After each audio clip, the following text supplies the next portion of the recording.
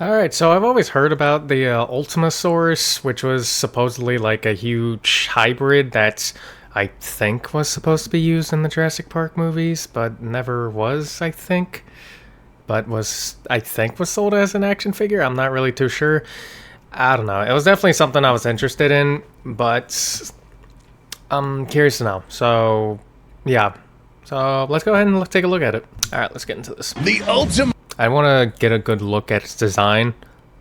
I can't really get too... a creature whose clandestine origins, bizarre build, and mysterious nature has captured the curiosity of millions. Yep, An amalgamation of beast, predator, and prey, unknown and unexplained to mankind until now. Today, Goji Center's analysis platform will bring the Ultimasaurus to life. Okay, so it actually, I'm not gonna lie, it actually does look kind of cool. Because I never got a good look at the whole thing. I only saw its face, and I was like, am I gonna look at this thing's whole body, and think that it looks like something you'd see out of a goddamn Wattpad fanfiction? But no, it actually doesn't look too bad. It actually looks pretty cool, yeah.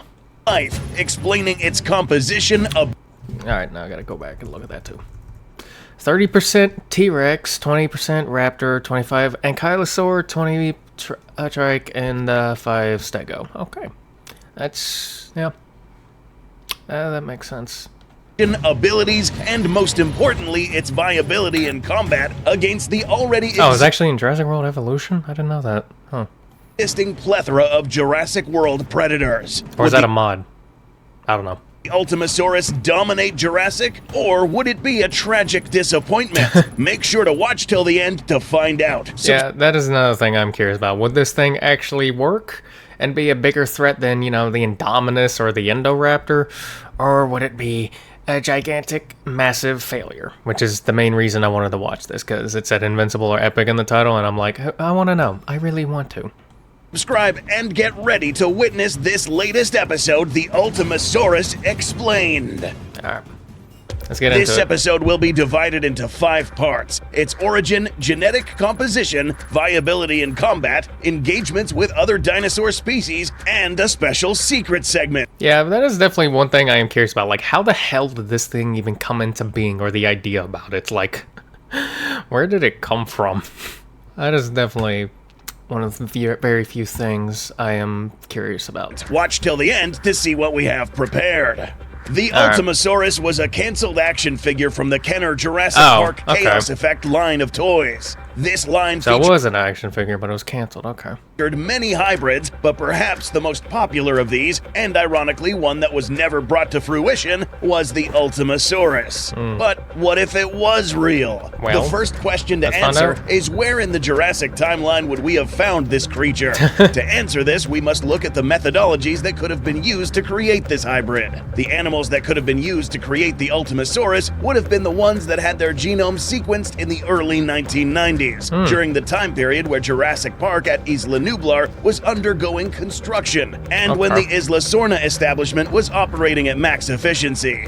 It's also possible that at least some of the animals would have been sequenced in the Lockwood Manor prior to the events of Jurassic Park. But how many dinos are we talking about? Right now, we know that this creature was composed of 5, which is much less than the amount of genetic contributors found in the Indominus Rex's genome, who was introduced much later in the timeline. This fine-tuned splicing method. Yeah, because like, what all did they put into the Indominus? They put like a shitload of shit into it, didn't they?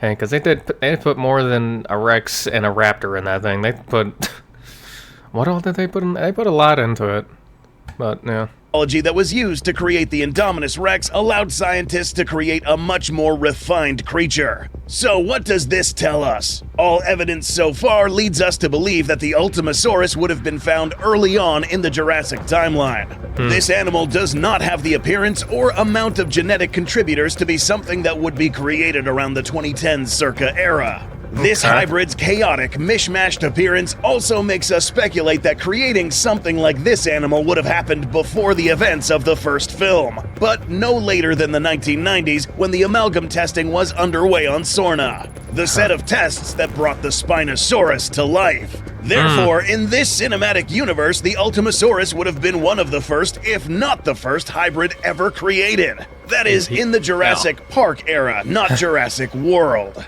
Now, unless the Troodons, anyone remember the Troodons they had in the Jurassic Park Telltale game? Anyone remember those? I heard a theory that those things were technically hybrids as well. But then again, it could have been made after the Ultimasaurus.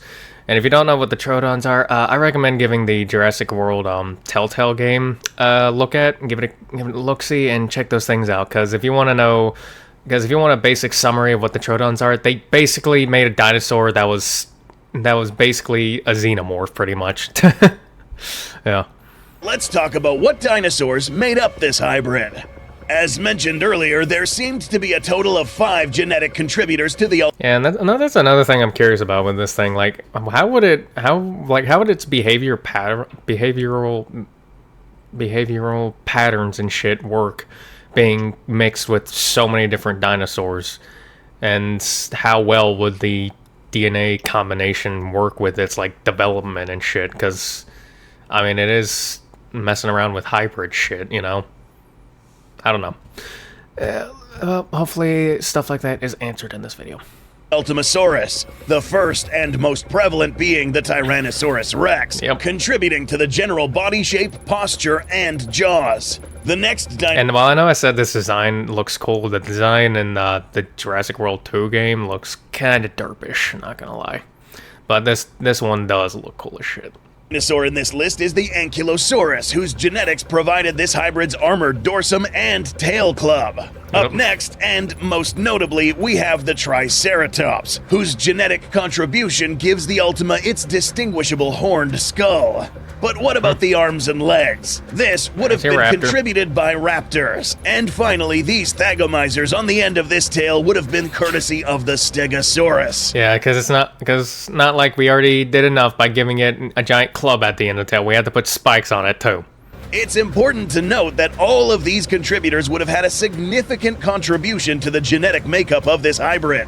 To better explain this, we can look at the Indominus Rex, for example, whose base genome was the Tyrannosaurus Rex at least 50 to 60%. Everything else would have been shared with the rest of the contributors, leaving them with a smaller percentage. With the Ultima, it's evident that the genetic pool was distributed a lot differently, with approximately 30% being taken up by the T-Rex, around 20% Raptor, 25% Ankylosaurus, 20% Trike, and 5% Stego. Also, note how these attributes are almost shared equally between carnivore and herbivore. This will be very important to remember later in this episode. Now that we understand what this thing is made of, now let's find out whether or not this thing would actually make a good combatant. Yeah, this is the part where I'm excited about. Like, how well is it going to be? Because it definitely has a lot to work with whenever it comes to fight. Because it's got horns, it's got a mouth, it's got claws, huge, massive body weight, armor, and the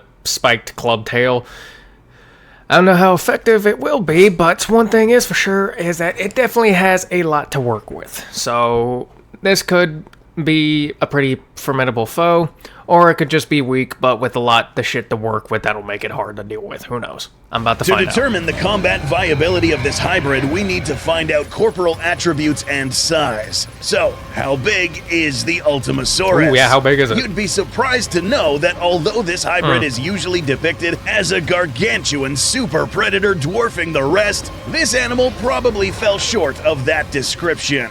Its figurine, despite being marketed as the big antagonist, was actually to scale with the medium to lower end of large carnivores. Furthermore, this figure was actually smaller than the Chaos Effect T-Rex. Toys aside, can this size difference be backed up by its animal's genome? Let's take a look. By accounting for all of its contributors, we see that the T-Rex would be the largest of these dinosaurs. The rest fall short by around 3 or so meters, with the smallest being the Raptor. Meaning that there is absolutely no reason why this animal should grow a lot larger than a T-Rex, but also not smaller than this Raptor. This averages out to a dinosaur that is similar to the figurine.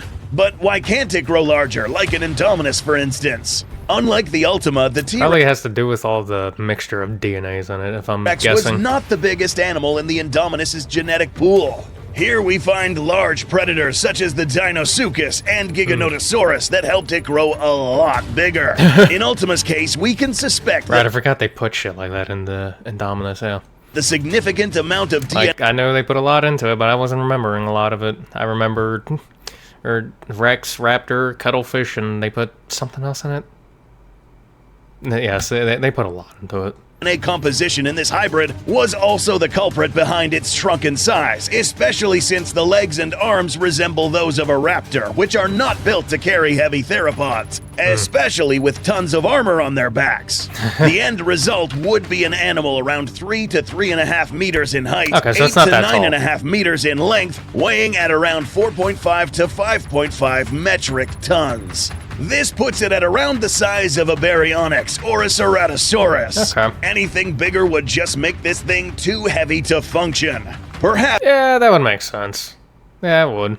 it's for the best, especially since it's heavily armored from head to tail. But will its weapons make up for its smaller size?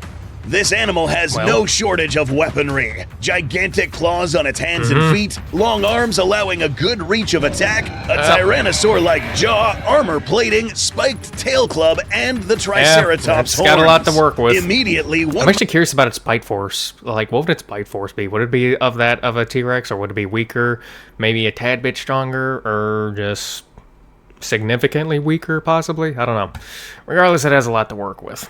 I think that this thing would now be invincible, but by looking at all this from a critical standpoint, we might have a few issues. Let us explain. All right. This sheer Show me. diversity in body types leads us to think that this could be another case of the jack of all trades, master of none situation. The dinosaurs Yeah. that contributed to this hybrid were actually built to be masters of their particular maneuvers and abilities, and anatomically built to carry those weapons. An example of this is the hybrid's armor. You may think that this animal was a good pouncer, but guess again. This armor and the relatively large size of this animal wouldn't allow it to spring off the ground as easily. This animal would much rather kick and pin the opponent down in conjunction with its arms, leveraging the weight from the armor and head. To be fair, this animal would still be able to be a good grappler, similar to the Spino given its long reach. The head of this animal is probably the most interesting, since it's a perfect split between the two most formidable herbivores and carnivores of all time, the T-Rex and the Triceratops. The frill space allowing for elongated But going around the head would not be a smart idea with this thing, because you gotta worry about the mouth and the horns. You got two things to deal with. jaw muscle anchoring would And have have all three, counting the head, because who knows what happens if this thing headbutts the shit out of you, or just smacks the hell out of you with the side of its face or something. resulted in this animal actually having a bite force comparable to that of a similar-sized T-Rex. It wouldn't have the bite force of a full-grown Rex, but very strong nonetheless, once aided by the beak. Yeah, I figured it'd be something around that, because like I figured it wouldn't be the same exact of a fully grown T-Rex, but I figured it'd be at least somewhere similar to that. Yeah. Slicing and hooking into flesh at the tip and crunching with these teeth.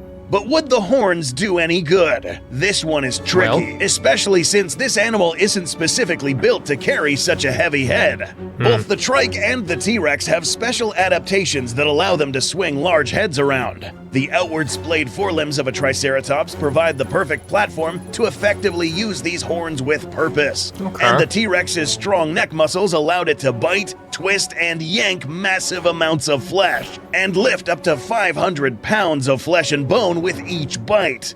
The Ultima, not so much. Because it lacks the dense musculature and robust forelimbs, this animal wouldn't be able to use these horns as well as the Triceratops. Instead, it would perform lighter attacks such as fencing maneuvers, swinging its head, threatening to slash and stab rather than committing to a full-on charge.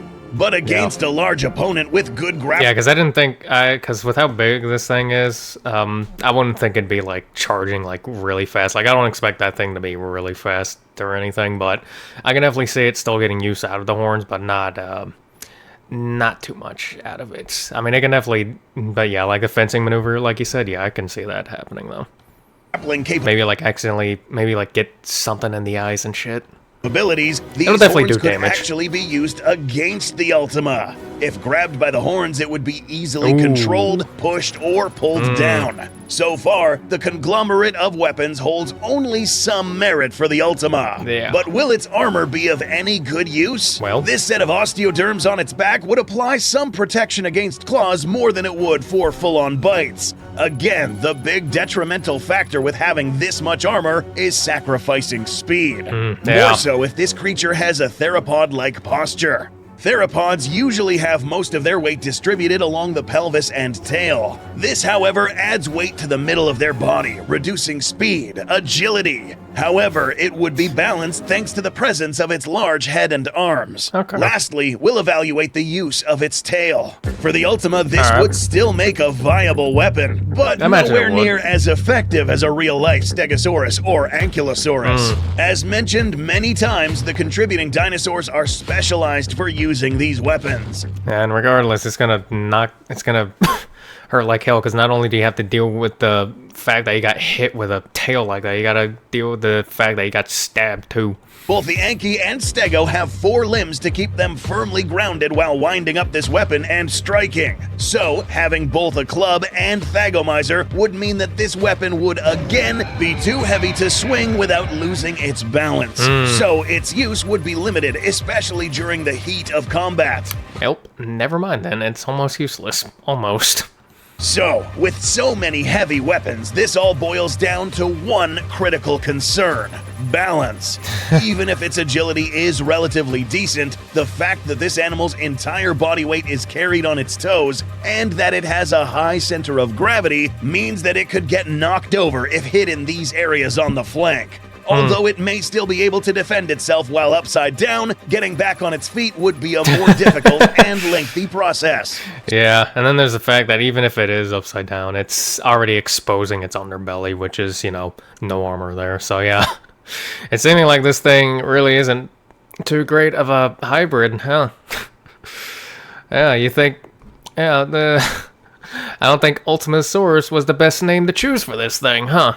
So far, it seems that all this weaponry actually took form as physical ailments, meaning that if this was in fact a real animal, its best strategy would be to play defense, swinging its horns, keeping an opponent at a distance, and only engaging once it has a clear opening to use its kicks, grapples, and finish with a deadly bite. Okay, we discussed its combat viability, so let's now talk about how this thing would interact with other dinosaurs. Alright, here we go. Because this animal is made up of 5 different creatures, one question will probably pop up. Can this Ultima communicate or get along with any of its 5 contributors? And would it be an omnivore? I'm curious, because it has carnivore and herbivore in it, so would it be an omnivore? Who knows? How would these animals react if this Ultima shows up?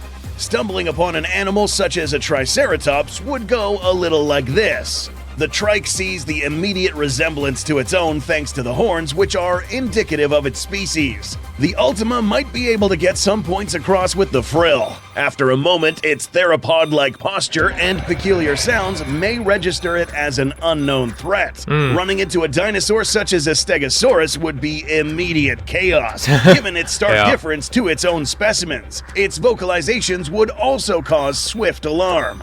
We see that even though this animal is around 50% herbivore, it won't exactly get along too well with its contributors. But honestly, at this point, I don't think it'll get along too well with anything, maybe. I don't think it would. I don't know. About carnivores. Would it find any luck getting along with a Rex, for instance? T-Rexes already associate these corporal attributes as those belonging to heavily armored herbivores, but will probably be confused given that it most likely sounds like a T-Rex and it's postured like a theropod. In Ultima's point of view, running into a T-Rex will also most likely be a mixed reaction of sorts, with one instinct seeing the T-Rex as a fellow predator, competitor, or worse, its anti-theropod instincts kick in, causing alarm bells to go off and immediately get defensive. Same goes with raptors. Yeah, I can definitely see that happening.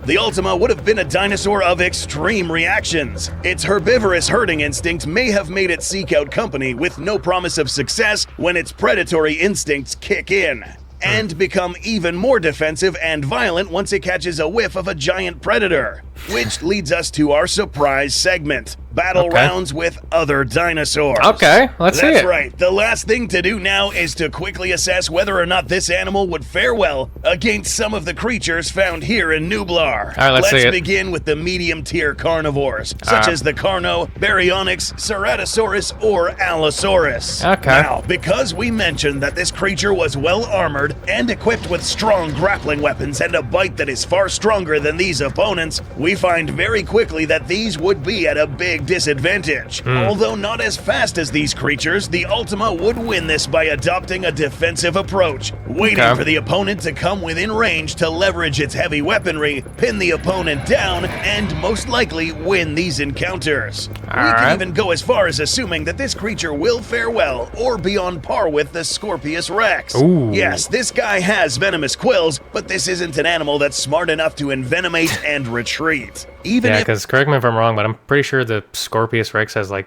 what is it? Like, it had like some form of thing. I don't know. I think it had ADHD or something. I don't know. It had something that kind of fucked around with its attention span. Yeah. struck, this Scorpius and Ultima would still engage in a Damn, the Scorpius Rex is that big? I didn't know it was this big. Or stood up this big. I knew it was like around the size of the Indoraptor. I didn't think it would be this big. Jesus. I really need to start finding the sizes of these things more often. I need to do that with with the kaijus more too, because I can never tell the size of them. I just be like, oh yeah, they're like 14 buildings tall. There you go. physical confrontation in And then of course I have my American moment of not knowing how of using anything but the metric system. Yeah. immediately afterwards. Don't worry, it's like 4 refrigerators tall, okay? Pretty even fight. But past this weight class, it won't look pretty good. For the Ultima, taking on creatures such as a Triceratops or an Ankylosaurus would very likely be a difficult endeavor. It looks awesome, but it's really impractical against the heavy class. Yeah. This animal lacks the size and agility to maneuver around a highly agile Triceratops, who, by the way, is adequately equipped to handle these horned weapons. Yep. The Ankylosaurus is a similar case. Its low posture makes it almost impenetrable from attacks. Yeah, I don't see an Ultimasaurus ever being able to do anything to an Ankylosaur. From above. On the contrary, this animal who is equipped to use this tail effectively will inevitably land a well-placed strike to these raptors' legs and would handicap this animal for life. Yeah. Now for the big predators, such as T-Rex, the Right. Giga, Spinosaurus, Indominus. It's getting Things destroyed. look pretty grim. A T-Rex and a Giga's height advantage and much larger build would mean that this creature has enough mass to topple over the Ultima, exposing its underbelly and smaller limbs to a bone-crunching bite. Yeah. Against the Spino and Indominus, things look even worse. These guys are grappling predators, meaning that its longer limbs and sturdy hind limbs power these guys to hold onto and topple over other smaller carnivores. And ironically, using these horns against the Ultima to topple this thing down or keep it in place. So, is this Ultima a complete and utter failure? Not an entire failure, but it's honestly just seems like a giant waste of time. Honestly, like if I was one of the guys working on this thing in the Jurassic Park universe, I would just consider this a waste of time. Not a complete failure, but it is definitely a waste of time. Now, if this thing could have mastered like all of its attributes it had to, like if it was able to master its claws, bite force, horns and tail and armor and shit, I'd say I wouldn't say it was a failure, and it would actually be pretty good. But with the way its body is and everything, and fucking up its balance and shit, like, no. Now if it could, then different story, but no. And it also probably just needs some more size in it too, because size does matter sometimes in the animal kingdoms. And well, this thing is not that big, apparently. So, yeah. A complete failure? No, but mostly failure, and seems like way too much of a waste to just not do this in the Jurassic World universe, or Jurassic Park /World universe. I wouldn't anyways. I'd just be like, yeah, no, there's no point in doing this. That's just me, though. Not exactly. We have yet another surprise coming. Oh? It just turns out that although this build may not be the ideal ultimate dinosaur on this island, this project would have been on the right track to becoming a formidable creature with more refined techniques. So we took the liberty to further develop this creature into what we like to call Ultimasaurus 2.0. Okay, well, let's see it. I'm curious. Gentlemen, we present Ultimasaurus Imperatrix. In order for this thing... Oh, let me get out of the way. It's a little bit fatter, but hey, if it can make it looks like it can go like the way I see it, it looks like it can go like quadrupedal and actually make use of its other attributes, kind of like with the Indominus, because the Indominus kind of went quadrupedal at times. I mean, not for long, but you know it could. And that's honestly what I see out of this. Like, I'm curious. I want to see this. I know I'm really excited. To be the formidable beast that is promised, and for it to properly leverage every single weapon in its arsenal, see, I'm really excited for this now. Now I want to see this thing. Modified its genetic components as such. 15% T-Rex, providing the endocranium or brain, mandible, and neck. 10% Triceratops prorsus, providing the cranium, upper back, shoulders, and extra jaw musculature. 15% Borealopelta, an ankylosaurid, providing more adequate and sharper dorsal armor and spikes. 10% Stegosaurus, providing some osteoderm formations, Thagomizer, and pelvis. 25% Ingentia prima, providing limbs, mobility, and core body. And finally, 25% Alamosaurus, providing sheer mass, hind limb. I like how we're even taking out some stuff like the raptor and everything. I actually like that. Was the raptor in there and I already missed it? I don't know. Contributions and air sacs. I'm pretty sure it did take it out, but I like how we're mixing in different stuff in it, though. The biggest difference between the original Ultimasaurus is that this new one is now a facultative biped, meaning the hybrid spends a majority of its time on all fours, but is capable of walking on its hind legs. Okay. Alright, yeah, so, yeah. Legs when needed. It's basically like the Spinosaurus, where it can go on all four and then go bipedal at times. You play. Have you seen how the thing works in Ark, where you can go quadrupedal and then bipedal? It's basically kind of like that, or that's what I'm getting out of this. This is necessary since most of its components and weapons are all derived from four-legged herbivores. Being bipedal is a hard limiter on how big this thing can get. So, if we want this to grow up to 18 meters and 16 metric tons, this animal needs a more robust set of limbs. The body posture was changed from raptor to an animal known as Ingentia, a Triassic early sauropod that was comfortable on all fours and its hind limbs. Its wide frame, massive size, and stroud hind limbs are courtesy of Alamosaurus, who also provides internal air chambers which are connected to the lungs that increase oxygen flow, vent off excess heat, and increase stamina drastically. These sauropod passageways combined with the vocal cords of a T-Rex will cause this monster's roar to boom for many miles. Regarding speed, is this creature faster than the original Ultima? Not quite. Sacrificing speed for stability is the only downside of this creature. Hey, sometimes you gotta sacrifice some speed for some other stuff, okay? Sometimes you just gotta do that. And just because you're slow don't mean you ain't powerful. However, this now means that this massively heavy build will not only be impossible to top over, but also inflict extremely heavy damage. Ultimasaurus Imperatrix earns her name by being fine-tuned with the right balance of defense and weaponry. Sounds like it. Now let's get that run back with them dinosaurs, shall we? Let's get them run back with them combat.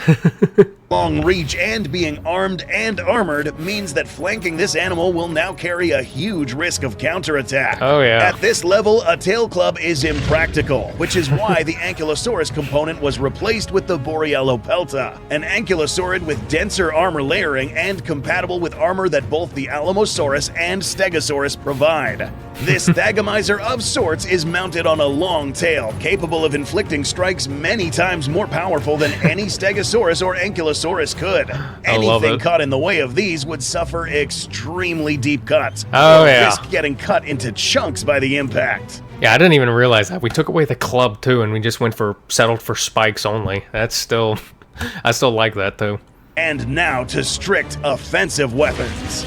These forelimbs are the best of all worlds when it comes to grappling. Its large claw, courtesy of Ingentia, would concentrate the massive force behind any swing into this tip. This shape is perfect for smacking, stopping, crushing, and would make quick work of anything underneath its reach. Now to the business end, the skull. You'd be surprised that the combination of a Triceratops I want to know that bite force too. and T-Rex skull would work in perfect synergy. Nice. Both have really strong bite forces, but going deeper, the sheer mass and extra muscle attachment points found in Trike's frill help maintain this strong bite, despite blending both skulls. These teeth and beak will work in synergy, causing devastating crunching and cutting power. In combat, this thing would be a force of nature, attacking similar to a bear, rearing up and landing on the opponent using its deadly claws packed with immense force behind each blow. See, now I want to see an animation with this thing, like a full-blown fight animation of this thing. Culminated by goring stabs and lethal bites. Subscribe if you enjoyed this episode. Let us know your thoughts in the comments, and don't forget to check out our merch store. Thanks for watching, and we'll see you in the next one. I love this. Woo! I loved what he did with it at the end. I absolutely love that. Like, at the beginning, it wasn't looking too great, but then we really did make an Ultimasaurus at the end, didn't he? I don't know why I said we, but yeah. That was actually really cool. I really loved what he ended up doing with it at the end. He turned it from something that you wouldn't really waste time on to something that's probably just rivals, if not just completely demolishes the Indominus. Yeah. Oh, that was great. I like this video. It was really good. Anyways, don't forget to check out the original video in the description below. Go support Goji Center. He makes amazing videos. And don't forget to like, comment, subscribe. Have a good day, and I'll see you in the next video. Goodbye.